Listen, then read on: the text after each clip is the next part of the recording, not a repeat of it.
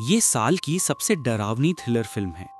एक पुरानी और जर्जर अपार्टमेंट बिल्डिंग में हर रात अजीबोगरीब और कर्कश आवाजें सुनाई देती हैं। इमारत की एक लड़की इन आवाजों से पूरी तरह परेशान हो चुकी है। उसने छत को पूरी तरह साउंड प्रूफ करने के लिए शोर रोकने वाले फोम से ढक दिया, लेकिन फिर भी ऊपर से आने वाली फर्श की आवाजें, चलने की आवाजें उसके कानों में ड्रम की तरह बजती रहती हैं। लड़की ने सबूत के तौर पर आवाजें रिकॉर्ड करने का फैसला किया। खिड़की के पास से एक अजीब सी आवाज आई और रिकॉर्डर की स्क्रीन पर एक धुंधली सी छवि दिखाई दी। इस इमारत में रहने वाली लड़की के लिए ये आवाजें आखिर आ कहां से रही हैं? क्या ये कोई अलौकिक घटना है या फिर कोई दुष्ट इंसान माजरा है? 2025 की इस नई थ्रिलर फिल्म शोर में आपका स्वागत है। महिला जो यिंग एक मामूली कामकाजी औरत है जो सुनने की समस्या की वजह से हमेशा हियरिंग एड अर्थात श्रवण यंत्र पहनती है। एक दिन उसे पुलिस का फोन आता है कि उसकी बहन जो जी 3 दिन से गायब है। जो यिंग तुरंत अपनी बहन के 604 नंबर वाले अपार्टमेंट में पहुंचती है। अंदर जाने से पहले ही उसे नीचे 504 वाले पड़ोसी की चेतावनी वाली नोटिंग दिखाई देती है, कृपया शांत रहो, मैं बर्दाश्त नहीं कर पा रहा हूं। दरवाजा खोलते ही वो देखती है कि घर अव्यवस्थित और गंदा पड़ा है। लिविंग रूम में सामान बिखरा पड़ा है जिससे साफ लगता है कि यहाँ कोई रहता नहीं है। जो यिंग ने अपनी बहन के मोबाइल फोन पर कॉल की तो फोन बंद बताया गया। उसके मन में थोड़ा अपराध बोध भी होता है। भले ही दोनों बहनें हैं, लेकिन उनके रिश्ते में दूरी थी। आधे साल से ना तो वे मिली थी और ना ही ज्यादा बातचीत हुई थी। जू यिंग को याद आता है कि आखिरी बार जब वो बहन से मिलने आई थी तो बहन ऊपर वाली मंजिल के शोर से बुरी तरह परेशान थी, लेकिन उस समय जू यिंग ने इस बारे में ज्यादा पूछताछ नहीं की। अब उसे लगता है कि शायद उसकी बहन शोर से बचने के लिए कहीं और चली गई है। जो यिंग ने कमरे में थोड़ी तलाशी ली और अचानक उसे अपनी बहन का मोबाइल फोन मिल गया। जमीन पर पड़े गंदे कपड़ों को हटाते हुए अचानक फर्श पर जले हुए धब्बे यानी कि किसी का निशान दिखाई दिए। जू यिंग डर गई। इतने में ही दरवाजे की घंटी बजी। बाहर एक आदमी की आवाज आई, लेकिन डोर कैमरे की स्क्रीन पर कोई दिखाई नहीं दिया। जो यिंग ने सिक्योरिटी चेन लगाई और सावधानी से दरवाजा थोड़ा सा खोला। पता चला वो नीचे 504 का पड़ोसी है। उसने जू यिंग को चेतावनी दी कि वो और शोर ना करे। जू यिंग को हैरानी हुई क्योंकि इन दिनों तो घर में कोई था ही नहीं, तो शोर कौन कर रहा था?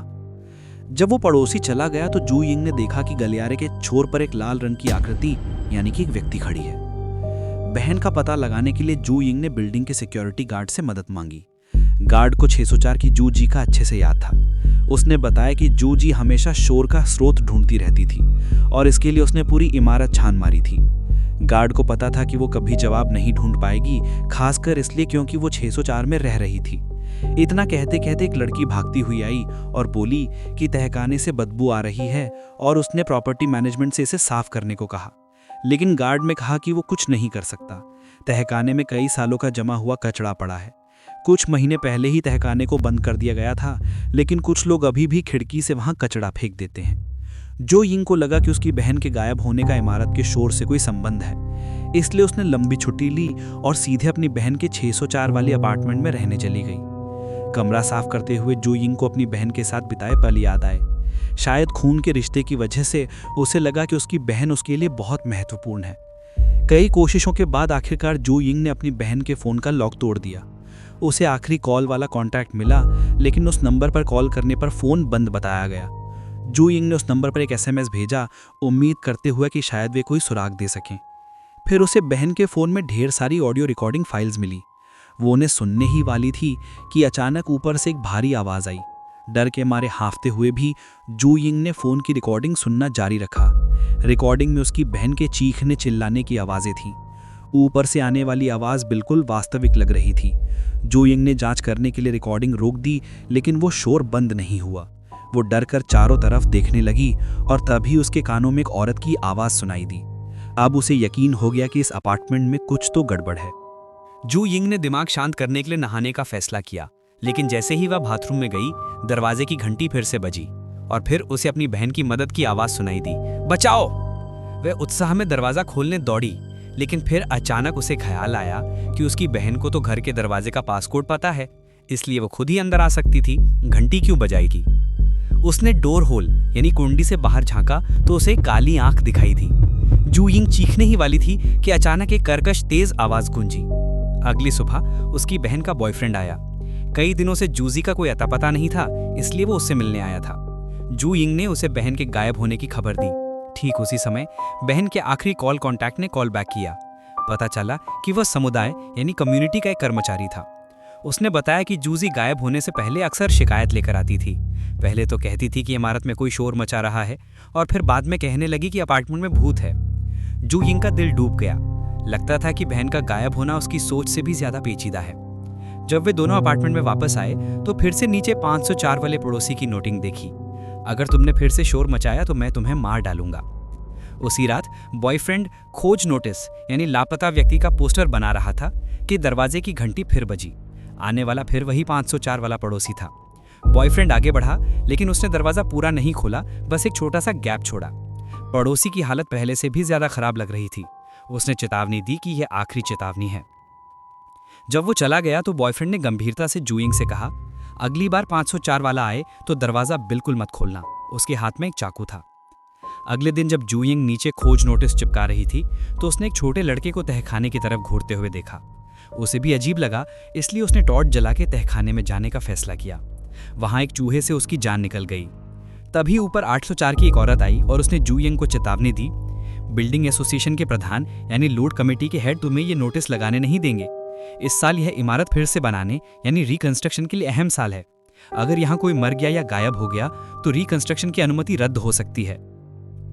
तभी जू यिंग ने अनजाने में दूर झूले पर पीठ करके बैठी एक छोटी लड़की को देखा, लेकिन जैसे ही वो पलटी वह लड़की गायब हो चुकी थी। घर वापस आने के बाद जू यिंग ने पाइप यानी पानी के पाइप में से अपनी बहन की आवाज़ सुनी। वह जल्दी से पाइप के पास गई और ध्यान से सुनने लगी, लेकिन वो आवाज़ गायब हो गई। वह सोच ही रही थी कि अचानक पास की दिशा में देखा तो उसकी बहन लंगड़ाती हुई बेडरूम में जाते हुए दिखाई दी। लेकिन बहन का रवैया बहुत ठंडा और उदासीन था। जब वो उसके पीछे कमरे में गई तो बहन की छवि गायब हो गई। जैसे ही वो वापस मुड़ी तो उसने देखा कि बहन की शव लिविंग रूम के बीचों बीच फांसी पर लटकी हुई है। अगले ही पल जू यिंग की नींद खुल गई। पता चला कि ये सब बस एक सपना था। वह बिस्तर से उठी और पानी पीने गई तो देखा कि उसके फ़ोन की वॉइस रिकॉग्निशन सुविधा अपने आप चालू हो गई है। उसकी नज़र अनजाने में बालकनी की तरफ गई, जहां एक औरत की आकृति अंधेरे से धीरे धीरे उभर रही थी। वह डरकर पीछे हटने लगी कि तभी दरवाजे के बाहर अजीब आवाज़ आई। वह फिर वही नीचे वाला पड़ोसी था जो चेतावनी देने आया था। जू यिंग ने उसकी परवाह नहीं की और हिम्मत जुटाकर बालकनी की तरफ बढ़ी, लेकिन वह भूतिया आकृति गायब हो चुकी थी। फिर वह दरवाजे के पास गई और कुंडी से बाहर झांका तो 504 वाला पड़ोसी भी वहां से जा चुका था। लेकिन जू यिंग को पता नहीं था कि दरवाजे के बाहर का पड़ोसी असल में 7वीं मंजिल की आवाज़ से आकर्षित होकर वहां से भाग गया था। वह पड़ोसी चेहरे पर भयानक गुस्से लिए ऊपर भागा।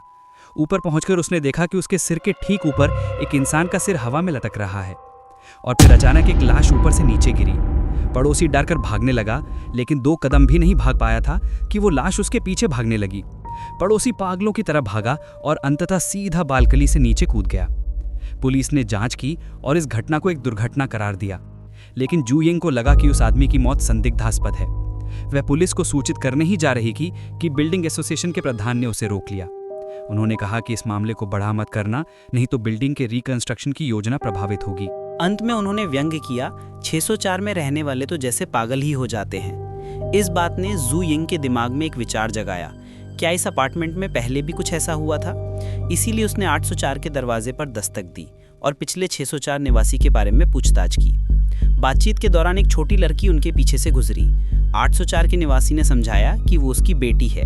फिर उसने धीरे धीरे 1 साल पहले की एक हत्या की कहानी सुनाई। पहले 704 में बिल्डिंग एसोसिएशन की पिछली प्रधान रहती थी। वो ऊपर के शोर से परेशान होकर हमेशा घर में चीखती चिल्लाती रहती थी। इससे नीचे 604 के निवासी को गुस्सा आ गया। एक दिन जब वो और नहीं सह पाया तो सीधे 704 में घुस गया और बिल्डिंग की पिछली प्रधान को बार बार चाकू मारकर हत्या कर दी। मरते समय प्रधान ने मदद के लिए दीवार खूब खटखटाई, लेकिन सभी निवासियों ने उसे सिर्फ शोर समझा और कोई मदद नहीं की। उस दिन के बाद 604 का वो आदमी रहस्यमयी तरीके से गायब हो गया। हालांकि कुछ पड़ोसियों ने कहा कि उन्होंने उसे इमारत के आसपास देखा है, और 704 का वो कमरा तब से खाली पड़ा है। कोई भी वहां रहने की हिम्मत नहीं करता। बॉयफ्रेंड को जब ये बात पता चली तो उसने तुरंत जांच शुरू कर दी। उसका अनुमान था कि सालों पहले का वो हत्यारा शायद अब भी इस इमारत में कहीं छुपा हुआ है, क्योंकि पुलिस ने बताया था कि किसी भी सीसीटीवी कैमरे ने उसे इमारत छोड़ते हुए नहीं देखा था। ये हालात जू जीटी गायब होने जैसे ही थे। बॉयफ्रेंड ने विश्लेषण किया कि इस इमारत में शायद लोगों को छुपाने के लिए कोई गुप्त जगह है। ये सुनते ही जू यिंग को तहखाने का ख्याल आया। क्या वो एकदम सही जगह नहीं है छिपने के लिए? इसीलिए उन दोनों ने तहखाने का ताला तोड़ा और अंदर घुस गए। आगे जाके रास्ता 2 हिस्सों में बंट गया, तो उन्होंने अलग अलग जगह ढूंढने का फैसला किया। बॉयफ्रेंड कैमरा पकड़े अंधेरे में धीरे धीरे आगे बढ़ा।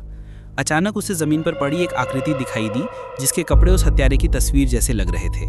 वो पहचानने के लिए आगे बढ़ा कि अचानक एक कर्कश तेज आवाज गूंजी और फिर एक सिर लुढ़कता हुआ उसके पैरों के पास आ गिरा। बॉयफ्रेंड का शरीर अजीब तरह से ऐंठने लगा। बेखबर जू यिंग उससे मिलने के लिए दौड़ी तो उसने देखा कि बॉयफ्रेंड एक बहुत ही विकृत और अजीब मुद्रा में चलता हुआ उसकी तरफ आ रहा है। जू यिंग भागने की कोशिश करने लगी और उसने एक पत्थर उठाकर बॉयफ्रेंड पर वार कर दिया। जैसे ही वो तहखाने से बाहर निकलने वाली थी, उसके पैर उसी बुरी तरह से ग्रसित बॉयफ्रेंड ने पकड़ लिए। जू यिंग को अंदर खींचे जाते समय अचानक एक आकृति प्रकट हुई। जब जू यिंग को फिर से होश आया तो उसने खुद को बिल्डिंग प्रधान के घर में पाया। प्रधान के बेटे से बात करते हुए जू यिंग ने खुद पर हंसते हुए कहा, मैंने इस पूरी इमारत में सिर्फ तुम्हारे और 804 वाले के बच्चे ही देखे हैं। ये सुनकर प्रधान हैरान हो गया और बोला, 804 वाले की बेटी तो एक कार दुर्घटना में बहुत पहले मर चुकी है। जू यिंग का खून सूख गया। तो फिर उसने जो आकृति देखी थी वो क्या थी? प्रधान के बेटे ने आगे बढ़कर उसका हेयरिंग एड यानी श्रवण यंत्र उतार दिया और सांकेतिक भाषा में कहा, तुमने वो आवाज़ सुन ली जो नहीं सुननी चाहिए थी, इसीलिए ऐसा हुआ। अगर तुमने और पड़ताल की तो तुम मर जाओगी। ठीक उसी वक्त पुलिस का फोन आया कि तहखाने में एक लाश मिली है और वो बहन के बॉयफ्रेंड की लाश थी। हार ना मानने वाली जू यिंग ने फिर से तहखाने में जाने का फैसला किया। वहाँ एक कोने के कबाड़ के ढेर में उसे अपनी बहन का कैमकॉर्डर यानी वीडियो रिकॉर्डर मिला। भले ही कैमरे की बैटरी खत्म हो चुकी थी, लेकिन उसने अपनी बहन के फ़ोन से उसकी फाइलें एक्सेस कर ली। वीडियो में दिख रहा था कि उसकी बहन ने चुपके से 804 के अंदर घुसकर देखा कि उस कमरे में वाइब्रेशन मशीन यानी कि शोर पैदा करने वाला यंत्र लगा हुआ है। असल में 804 का निवासी ही इमारत में शोर मचा रहा था। उसका मकसद था बिल्डिंग के रिकंस्ट्रक्शन को रोकना, ताकि वो हमेशा इसी अपार्टमेंट में अपनी बेटी के साथ रह सके। इसके बाद वीडियो में दिखा कि जू जी पर 804 की उस औरत यानी बुढ़िया ने हमला कर दिया। जू यिंग ने वीडियो के सुराग का पीछा करते हुए आखिरकार तहखाने की गहराई में अपनी बहुत ही बीमार और कमज़ोर बहन को ढूंढ निकाला। लेकिन जैसे ही वो उसे बाहर ले जाने वाली थी, 804 की वो बुढ़िया अचानक वहाँ आ गई। जू यिंग ने जल्दी से अपनी बहन को एक अलमारी में छुपा दिया और खुद बुढ़िया का सामना करने लगी। उसने सीधे पूछा, क्या तुम्हारी बेटी मर चुकी है? बुढ़िया ने जवाब दिया, तुम भी तो मेरी बेटी को देख सकती हो ना, हम दोनों एक जैसे हैं। जू यिंग वहां से भागने का मौका ढूंढने लगी। वो एक अंधेरे कोने में छुप गई। उसने अपना मुंह जोर से दबा लिया ताकि कोई आवाज न निकले, लेकिन तभी उसके फोन की वॉइस रिकॉग्निशन सुविधा फिर से अपने आप चालू हो गई और एक आवाज निकली। इससे बुढ़िया को उसका पता चल गया। अगले ही पल 804 की वो औरत उसके सामने आ गई। दोनों में भिड़ंत हो गई। लड़ाई के दौरान बुढ़िया ने खुद ही पुराने राज खोल दिए।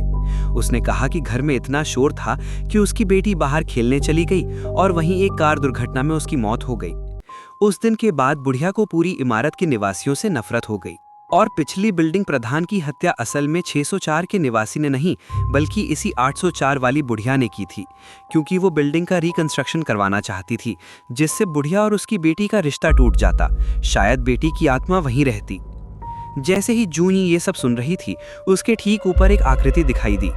वो मर चुकी पिछली बिल्डिंग प्रधान की आत्मा थी। लगता था उसे अपनी हत्यारिन पहचान थी। वो चीखती हुई सीधी 804 वाली बुढ़िया पर झपटी। जू यिंग ने इस मौके का फायदा उठाया और पूरी ताकत से बाहर की तरफ भागी। आखिरी वक्त में वो तहखाने का दरवाजा बंद करने में सफल रही। जल्दी ही अंदर से दीवार खटखटाने की आवाज आने लगी। हैरानी की बात है, 804 वाली बुढ़िया की मौत भी ठीक उसी तरह से हुई जैसे उस पिछली प्रधान की हुई थी। लेकिन कहानी यहाँ खत्म नहीं हुई। कुछ समय बाद एक नया निवासी 604 के दरवाजे पर आया। उसने जू यिंग से पूछा कि क्या वो अकेले रहती है। जू यिंग ने जवाब दिया, नहीं, मैं अपनी बहन के साथ रहती हूँ। नए निवासी के चेहरे पर हैरानी थी, क्योंकि घर में कोई दूसरा दिखाई नहीं दे रहा था। लेकिन उसने इस पर ज्यादा ध्यान नहीं दिया और शिकायत करने लगा, यहाँ रात को बहुत शोर होता है। जू यिंग ने जल्दी से उसे चुप रहने का इशारा किया। यहाँ कहानी समाप्त होती है। इसमें कोई शक नहीं कि नायिका जू यिंग खुद एक मानसिक रोगी है। पूरी फिल्म में दिखाई देने वाली वे सभी घटनाएं, जिनका वैज्ञानिक तौर पर कोई जवाब नहीं है, शायद उसी के दिमाग की उपज थी। रही बात भूत प्रेत की, तो ये दर्शकों पर निर्भर करता है कि वो इसे कैसे लेते हैं। अलग अलग राय रखने वाले दोस्त कमेंट सेक्शन में अपने विचार लिख सकते हैं। आज के लिए इतना ही, फिर मिलेंगे अगले वीडियो में।